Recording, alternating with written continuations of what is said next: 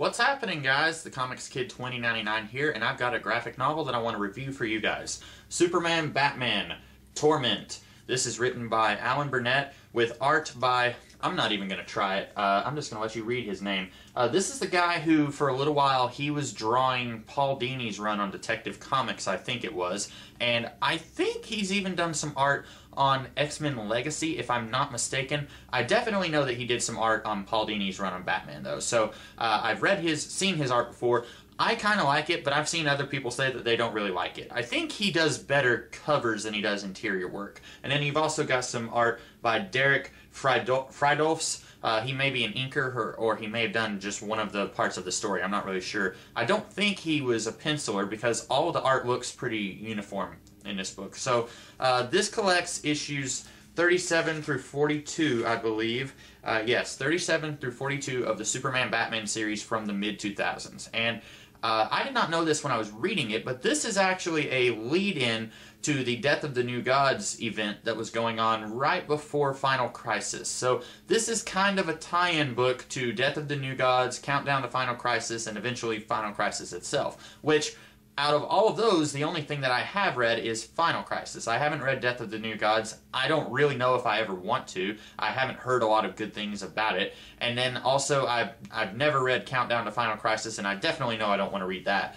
So I didn't know that this was supposed to be a tie-in. And if you've noticed, I keep using these air quotes here because, to be honest, if you just take out the last 2 pages of this book, it's not a tie-in. In fact, I didn't even know that this was going on around the same time as Countdown to Final Crisis, but when I read the very last couple pages of this book, I was completely confused, and so I went and I sought out several different reviews and summaries and stuff, trying to figure out what is going on here, and I read a review that was saying, like, well, this is contradicting everything that's going on in Countdown to Final Crisis until the very last page, and I realized it's a prequel.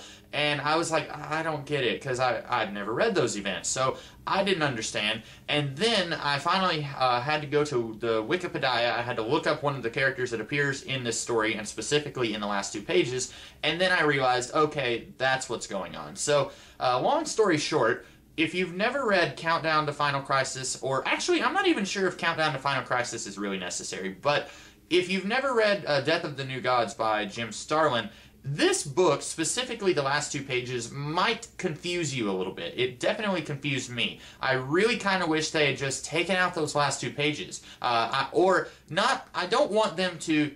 If it's something that appeared in the actual single issue, I don't want the people who are packaging these issues together into a hardcover, I don't want them to exclude material that appeared in the comic book in the collection, the trade paperback or the hardcover. I don't want them to do that.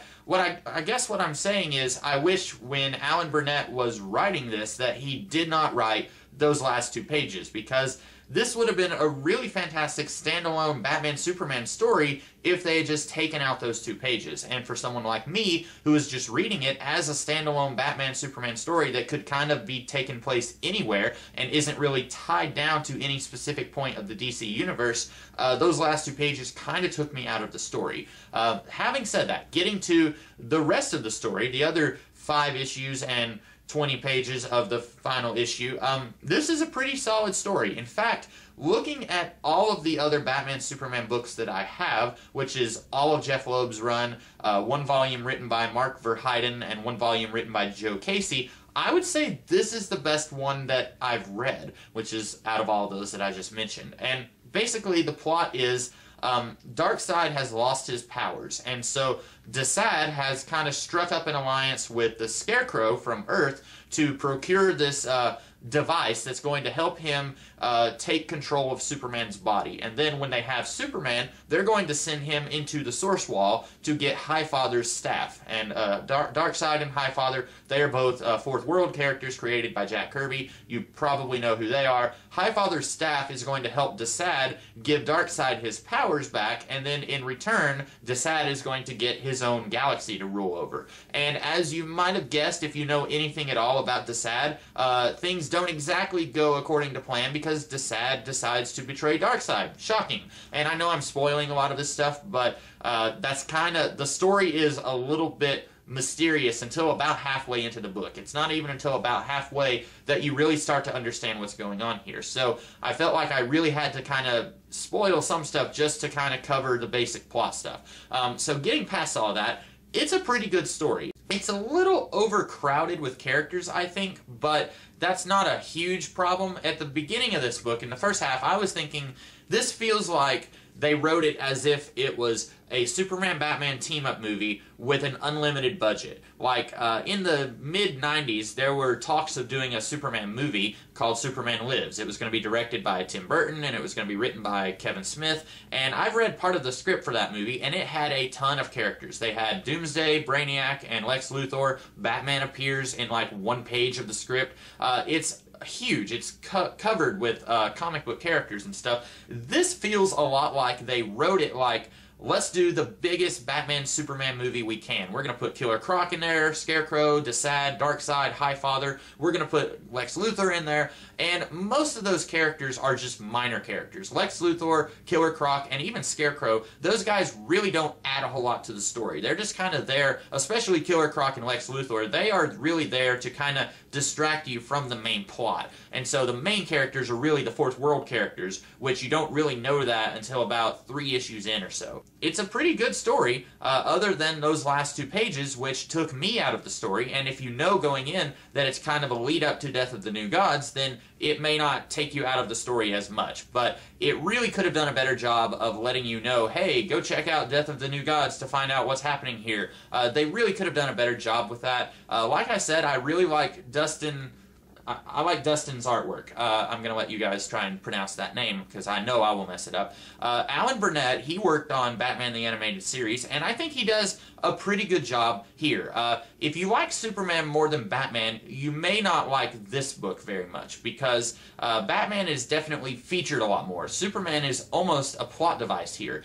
He is himself for like 1 issue, and then he kind of gets taken over by Darkseid and Desaad, as I said earlier. And so if you really like Superman, this may not be the book for you. In fact, Superman and Batman don't even really interact that much in this book. They briefly talk with each other one time in the very first issue, and then at the very end, they talk to each other very briefly after they get back to Earth. And other than that, it's mostly just Batman trying to rescue Superman, and there's really not a whole lot of interactions between them. So if you were wanting this to be a good book that showcases their relationship with each other and kind of shows how they interact with each other, this is also going to not be the book for you. You really want to go and find something else that shows them working together a lot more. Having said that, it's still a really interesting book. It's got a lot of fun science fiction concepts in it, and it's kind of almost like a Batman solo story that Superman guest stars in. And so if you are sick and tired of seeing Batman in a realistic setting, and you want to see Batman fighting Darkseid and parademons and stuff like that and interacting with the Fourth World characters, this is a book that you're going to want to read, because it's got a whole lot of that. And I really enjoyed it. Like I said, if the last 2 pages were just not in it, I think this would be an extremely solid, very standalone story. And you know how they did a couple of animated movies based on 2 volumes of Jeff Loeb's run on Superman Batman?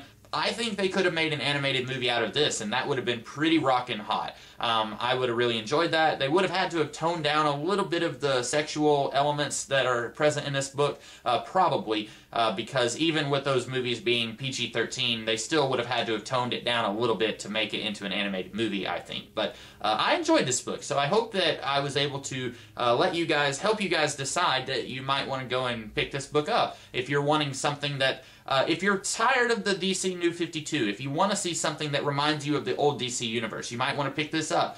You could probably find it somewhere pretty cheap.